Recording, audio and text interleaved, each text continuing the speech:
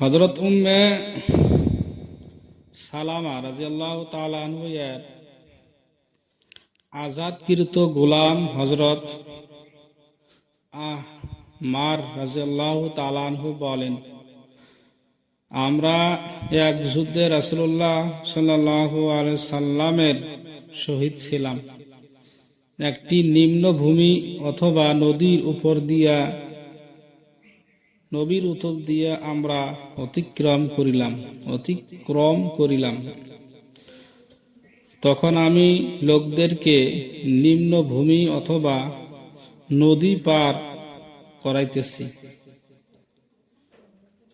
করাইতে লাগিলাম। ইহা দেখিয়া নবী করিম সাল্লাল্লাহু আলাইহি সাল্লাম আমাকে ইরশাদ করিলেন, তুমি তো আজ সাফিনা নৌকা হইয়া গিয়াছ।